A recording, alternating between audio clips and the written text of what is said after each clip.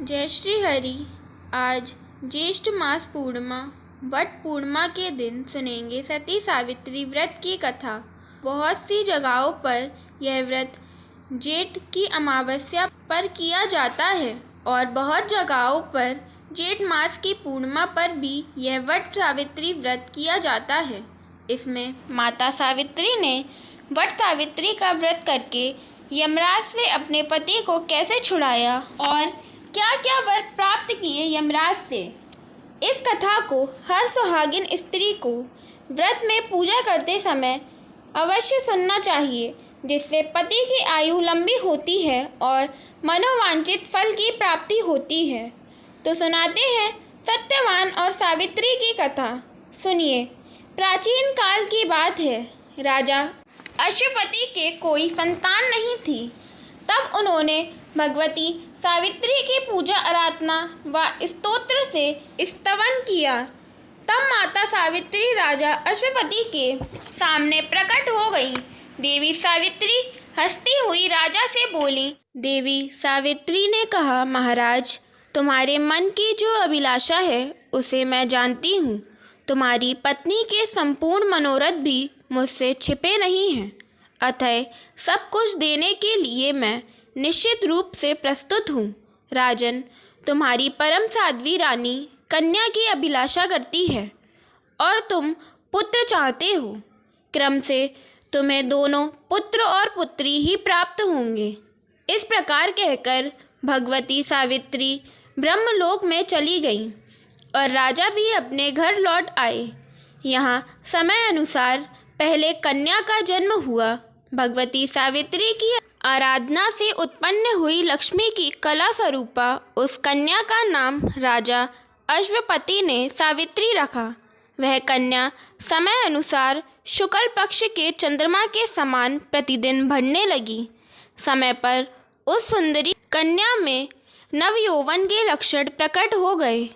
धूमंतसेन कुमार सत्यवान का उसने पति रूप में वरण किया, क्योंकि सत्यवान सत्यवादी, सुशील एवं नाना प्रकार के उत्तम गुणों से संपन्न थे। राजा ने रत्नमय भूषणों से अलंकृत करके अपनी कन्या सावित्री सत्यवान को समर्पित कर दी। सत्यवान भी ससुर की ओर से मिले हुए बड़े भारी दहेज के साथ उस कन्या को लेकर अपने घर चले गए। सत्यवान जंगल में माता पिता के साथ रहते थे। उनका राज्य शत्रुओं ने छीन लिया और सावित्री को यह भी पता था कि सत्यवान 1 वर्ष तक ही जीवित रहेगा। धीरे धीरे 1 वर्ष व्यतीत हो जाने के पश्चात सत्य पराक्रमी सत्यवान अपने पिता की आज्ञा के अनुसार हर्षपूर्वक फल और ईंधन लाने के लिए अरण्य में गए। उनके पीछे पीछे साध्वी सावित्री भी गई। देववश सत्यवान वृक्ष से गिरे और उनके प्राण पलायन कर गए। मुने यमराज ने उनके अंगुष्ठ सदृश जीवात्मा को सूक्ष्म शरीर के साथ बांधकर यमपुरी के लिए प्रस्थान किया। तब साध्वी सावित्री भी उनके पीछे पीछे लग गईं। संयम मणिपुरी के स्वामी साधु श्रेष्ठ यमराज ने सुंदरी सावित्री को पीछे पीछे आती देख मधुर वाणी में कहा। धर्मराज ने कहा, अहो सावित्री, तुम इस मानव देह से कहाँ जा रही हो? यदि पतिदेव के साथ जाने की तुम्हारी इच्छा है तो पहले इस शरीर का त्याग कर दो। मृत्यु लोक का प्राणी इस पंच भौतिक शरीर को लेकर मेरे लोक में नहीं जा सकता। नश्वर व्यक्ति नश्वर लोक में ही जाने का अधिकारी है। साध्वी, तुम्हारा पति सत्यवान भारतवर्ष में आया था। उसकी आयु अब पूर्ण हो चुकी, अतएव अपने किए हुए कर्म का फल भोगने के लिए अब वह मेरे लोक जा रहा है। प्राणी का कर्म से ही जन्म होता है और कर्म से ही मृत्यु भी होती है। सुख, दुख, भय और शोक यह सब कर्म के अनुसार प्राप्त होते हैं। कर्म के प्रभाव से जीव इंद्र भी हो सकता है। तब सावित्री ने धर्मराज से पूछा, कर्म क्या है? जीव क्या है? सुख और दुख जीव को कैसे मिलते हैं? किस कर्म से जीव स्वर्ग और किस कर्म से नरक में जाता है तथा श्री हरि में भक्ति उत्पन्न करने के लिए कौन सा कारण होता है।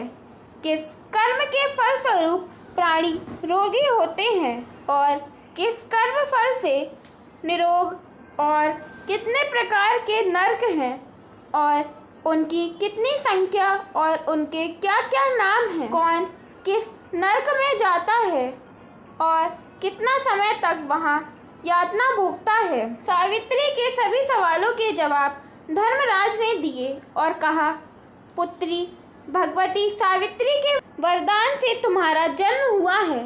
तुम उन देवी की कला हो। राजा ने तपस्या के प्रभाव से सावित्री जैसी कन्या रत्न को प्राप्त किया है। मैं तुमसे बहुत प्रसन्न हूँ। तुमने अपने भक्ति भाव से मुझे बहुत प्रसन्न किया है।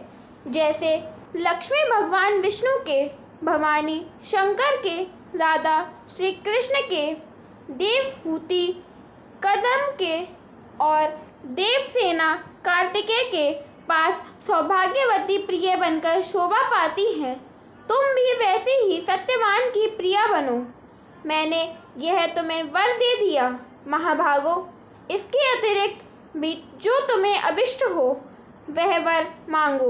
मैं तुम्हें सभी अभिलाषित वर देने को तैयार हूँ। तब सावित्री बोली, महाभाग, सत्यवान के और मेरे अंश से मुझे 100 पुत्र प्राप्त हो, यही मेरा अभिलाषित वर है। साथ ही मेरे पिता भी 100 पुत्रों के जनक हों। मेरे ससुर को नेत्र लाभ हो और उन्हें पुनः राज्य श्री प्राप्त हो जाए, यह भी मैं चाहती हूँ। जगत प्रभु, सत्यवान के साथ मैं बहुत लंबे समय तक रहकर अंत में भगवान श्री हरि के धाम में चली जाऊं और यह वर देने की भी कृपा करें। अब धर्मराज ने तथास्तु कहकर सूर्यपुत्र यमराज ने सावित्री पति सत्यवान को जीवन प्रदान करके सावित्री को शुभ आशीर्वाद दिया। तत्पश्चात और कहा, सावित्री, तुम पुण्य क्षेत्र भारतवर्ष में लाख वर्षों तक सुख भोगने के अनंतर भगवान श्री कृष्ण के गोलोक धाम में जाओगी। भद्रे, अब तुम अपने घर जाओ और भगवती सावित्री का व्रत करो। 14 वर्षों तक करने पर यह व्रत नारियों को मोक्ष प्रदान करता है। इस प्रकार कहकर धनराज अपने स्थान पर पधार गए। सावित्री भी पति को लेकर अपने घर लौट गई। दोनों जब घर चले आए तब सावित्री ने सत्यवान से तथा अन्य बांधवों से सारा वृतांत कह सुनाया। फिर वर के प्रभाव से सावित्री के पिता क्रमांश 100 पुत्र वाले हो गए। उसके ससुर की आंखें ठीक हो गई और वे अपना राज्य पा गए। सावित्री स्वयं भी बहुत से पुत्रों की जननी बन गई। उस पतिव्रता सावित्री ने पुण्य भूमि भारतवर्ष में अनेक वर्षों तक सुख भोग किया। तत्पश्चात वह अपने पति के साथ गोलोक धाम में चली गई। जो स्त्री इस वट सावित्री का व्रत करती है वो माता सावित्री की तरह संसार में आनंदित हो अपने पति के साथ सुख भोगती है और अंत में मोक्ष पद को प्राप्त करती है। तो बोलिए, सावित्री और सत्यवान की जय। जय श्री हरि, जय श्री कृष्ण। ओम नमो भगवते वासुदेवाय नमः।